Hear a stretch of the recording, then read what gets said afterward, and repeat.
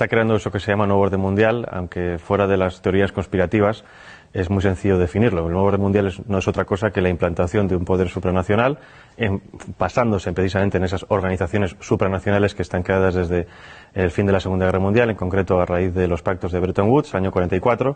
Tenemos la Unión Europea, el Fondo Monetario Internacional, Banco Mundial, la ONU misma y todas sus subdivisiones.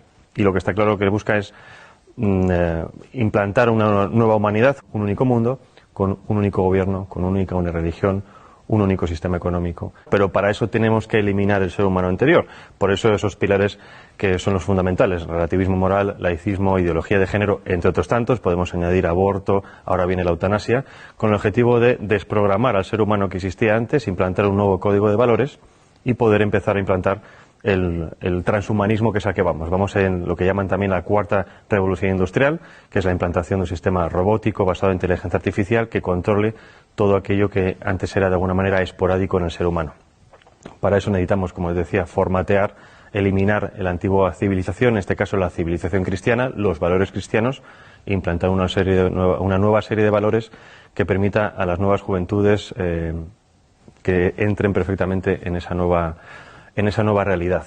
Para esto es lo que llaman, entre otras cosas, la Agenda Global 2030, o la Agenda del siglo XXI. Las Naciones Unidas han promovido la Agenda 2030 y esta debe de mantenerse como la guía central. Lo sorprendente y lo llamativo es que está todo perfectamente entrelazado y todo perfectamente conectado, porque si tocamos todos los puntos, la salud, la educación, la ciencia, todo eso les va a permitir guiar, digamos, todo de forma paralela, todo hacia un mismo punto. Aunque en la realidad, obviamente, sabemos que hay gobiernos nacionales, en la práctica, gran parte de estos gobiernos nacionales para nada están trabajando para el bien de sus naciones, sino que trabajan precisamente para los intereses de estos globalistas. Lo hemos visto con el gobierno de Sánchez, lo estamos viendo en otros países, por ejemplo, también en Iberoamérica. El mundo al que vamos es fruto de una ingeniería social perfectamente planificada y perfectamente implantada. La implantación primero es ideológica. La ideología sirve primero para desestabilizar una nación. Si nos atendemos, por ejemplo, a Yuri Bezmenov, el antiguo agente del KGB que emigró a Estados Unidos y que contó precisamente esos procesos por los cuales se puede desestabilizar una nación, que es desestabilización, desmoralización, crisis y normalización, estamos viviendo perfectamente esas etapas. Hemos tenido una desestabilización, ahora estamos en la fase de desmoralización, que es volver a las naciones contra sí mismas, la endofobia, el odio a nuestra cultura cristiana, el odio a la misma biología, la misma realidad biológica hombre y mujer, para hacer que la población esté completamente confundida y que sea mucho más fácil guiarlas a un nuevo punto. Es la mentalidad de rebaño. Ahora bien, primero es la ideología, segundo es lo demás: implantación social, económica, política, tecnológica, medioambiental, sanitaria, alimenticia. Todo esto está perfectamente diseñado en la página del Foro Económico Mundial. Tienen perfectamente diseñado cuál va a ser el nuevo mundo. No dejan nada fuera. El aborto es algo que está en la Agenda Global 2030, que está incrustado en el ADN de los globalistas y que lo quieren promocionar a todo coste. El aborto, para que lo entendamos, es una política de Estado. El aborto se aplica desde el año 74 a través del informe de Kissinger, que viene precedido de un informe de la Fundación Rockefeller del año 72, que viene precedido de unas declaraciones de Robert McNamara, que fue secretario de Defensa con Nixon y que en el año 68 pasó a ser presidente del Banco Mundial. ¿Qué pasa? Obviamente, si entendemos esto como una política de Estado, obviamente no se puede vender al resto de la población diciendo: ustedes van a dejar de tener hijos porque a nosotros nos interesan los recursos que ustedes tienen. Lo que se hace es un marketing político. Y esto es como nos están vendiendo todo. El aborto es un interés de Estado, es un interés geoestratégico. Todas las demás propuestas que tenemos hoy en día, ideología de género, ecología o esta nueva religión medioambiental, todo eso es lo mismo. Son políticas de Estado que nos lo venden para el gran público con un marketing político para que la gente lo acepte. Porque, por ejemplo, si entendemos ahora las políticas medioambientales como, digamos, obviamente necesarias para todos los gobiernos, dentro de esas políticas medioambientales está la reducción de la población. Nos lo venden como un bien necesario, es decir, si seguimos creciendo vamos a destruir el planeta, por lo tanto, dejen ustedes de tener hijos, porque si no este ritmo es inaguantable. Nos venden la ideología verde como algo necesario, pero que dentro de esa ideología verde contiene todas estas políticas de Estado que nos lo quieren vender para, obviamente, controlar a la población. Con el objetivo precisamente de desestabilizarnos para poder tener el control completo sobre nosotros. No hay nada más fácil que dominar que una población enfrentada entre sí. Por eso es tan importante entender cómo funciona la aplicación de las políticas, cómo funcionan las élites supranacionales, para poder entender qué tipo de política se nos está aplicando a nivel nacional y local.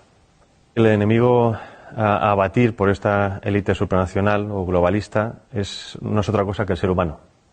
Es decir, hay un desprecio absoluto por parte de las élites por el ser humano corriente, no solo en las élites supranacionales, también las tenemos en las élites nacionales. Y obviamente para destruir a esa parte de la población, no en el sentido físico, sino en el sentido psicológico, hay que atacar obviamente sus creencias, sus bases morales. Y en este caso, primero es destruir las naciones y obviamente la religión. Hay un objetivo que es crear una religión única.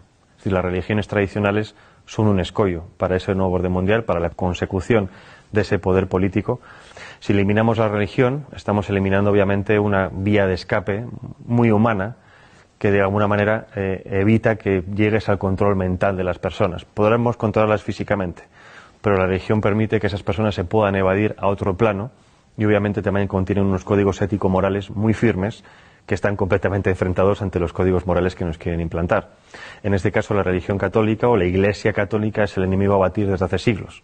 Ya no solo hablo de la masonería, sino de muchísimas personas. Es decir, es necesario hacer caer esa civilización cristiana para poder implantar una nueva civilización.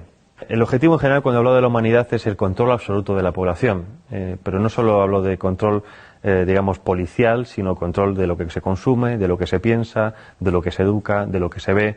Más o menos yo creo que todo el mundo tiene en la cabeza esta realidad porque es un poco lo que estamos viendo. Nos censuran las redes sociales, nos censuran medios de comunicación, censuran incluso en los mismos colegios y esto no es otra cosa que poner barreras. Entonces necesitan acabar con todo eso para poder tener el control. Obviamente cuando hablo de Soros como uno de los principales promotores de este nuevo orden mundial, lo dejo muy claro, uno de los principales, o digamos una de las caras visibles. Yo creo que si conocemos a Soros tanto, es porque a Soros se le permite mostrarse. ¿Con esto qué quiero decir? Con esto digo que los verdaderamente poderosos están en la sombra. Ahora bien, si Soros, digamos que trabaja en el lado social, quiero decir la sociedad civil, es decir, es un experto en modificación de conciencias. Para eso trabaja en la ventana de Overton. La ventana de Overton es una herramienta que nos permite transformar lo imposible en un hecho factible. Y hay varias fases. Obviamente primero viene la propaganda, la ideología. Para eso se crean y se financian think tanks, fundaciones, asociaciones que generen supuestos documentos científicos, oficiales, estudios, etcétera, de los cuales después se hagan eco los medios de comunicación. Esos medios de comunicación llegan a las masas. Las masas, a base de repetición de estos estudios, estos conceptos, estas ideologías, acaban, si no aceptando como propias esas ideologías o pensamientos, sí aceptándolos diciendo que es algo como ya existe y lo ven por todas partes, es algo que hay que aceptar. Una vez llegamos a esa tercera fase, viene la cuarta fase, que es la de los políticos. Los políticos, obviamente, con el interés partidista de continuar en el poder, se hacen supuesto eco de esas reclamaciones supuestamente sociales y, obviamente, después el quinto, que es la transformación en leyes, la legislación. Entonces, esos 5 pasos es lo que se ha seguido con muchísimas cosas. Tenemos el aborto, tenemos el matrimonio homosexual, ahora tenemos ya ha empezado la eutanasia y el siguiente paso es la pedofilia. Y esto es pura matemática, es ciencia política y siempre funciona. Entonces, si nos atenemos a que esto sirve para aplicar ciertas cosas, ¿qué es lo que ha hecho Soros a nivel social? Lo mismo. Ha financiado ONGs, asociaciones, fundaciones, ha financiado medios de comunicación, ha financiado a políticos e incluso ha financiado a instituciones como por ejemplo puede ser la Unión Europea o el European Council on Foreign Relations, que es la versión europea del CFR norteamericano, que es el principal lobby de la política exterior norteamericana, en este caso en Europa. Entonces, si tienes los 5 pasos o los 4 pasos de los 5 en tu mano, es mucho más fácil modificar la realidad de los ciudadanos precisamente porque toca todos esos palos. Si nos vamos a instituciones supranacionales, ¿cuál es el papel de la ONU, de la UE? Es muy parecido. Bueno, el Banco Mundial obviamente es la gestión económica mundial, lo mismo parecido del Fondo Monetario Internacional a la hora de préstamos. El control económico y los préstamos sirven para el chantaje económico de las naciones. Hay muchísimas naciones africanas que se han quejado precisamente del chantaje económico de dinero supuestamente de ayudas al desarrollo, siempre dependiendo de cuestiones como, por ejemplo, la implantación del aborto, la implantación de la ideología de género, de educación sexual temprana para los niños, etcétera, etcétera. La OMS ha sido fundamental para la implantación de la idea de que existe una pandemia mundial, y si no hubiera sido por la OMS, en este caso por Tedros Adhanom, no se hubiera creado o no se hubiera llamado un confinamiento mundial. Primera vez en la historia que los ciudadanos de este planeta hemos visto cómo en todas las naciones se seguían los mismos pasos. Es decir, nada ha conseguido antes que realmente hubiera una coordinación nunca antes vista a nivel global. Coordinación que, aunque a nosotros nos parezca mucha, en general ha sido como muy sospechoso, por así decirlo, no sigue siendo suficiente para esta élite. Según ellos, los retos que nos plantean las pandemias del futuro, eso supera por muchísimo la capacidad gestora de los estados independientes entre sí. Es decir, que como no hemos sabido gestionar el coronavirus, es necesario que cedamos más nuestra soberanía a estos entes supranacionales, que ellos saben sí realmente lo que nosotros tenemos que hacer. Llevarnos a ese buen camino, a guiarnos como si fueran un dios, porque nosotros como ciudadanos comunes somos demasiado estúpidos para valernos por nosotros mismos. Las redes sociales han sido siempre una herramienta fundamental en el tema de la comunicación, pero como todo avance tecnológico tiene siempre su cara y su cruz. Como todo avance tecnológico nos lo venden que es bueno para poder hablar con nuestros familiares, que están en contacto con gente de todo el mundo, pero el problema, el contrapeso es el control absoluto, ¿no? Ya no solo el control de lo que hacemos, sino incluso de nuestros pensamientos, porque muchas veces decimos cosas en redes sociales que quizás fuera de un ámbito demasiado privado, ¿no? Y eso es precisamente a donde van ahora con el tema de la censura. Han visto que en los últimos años ha habido también una pequeña revolución en redes sociales, dado que cada vez hay más perfiles conservadores, antiglobalistas, más perfiles de gente contraria a los designios de este nuevo orden mundial, ¿no?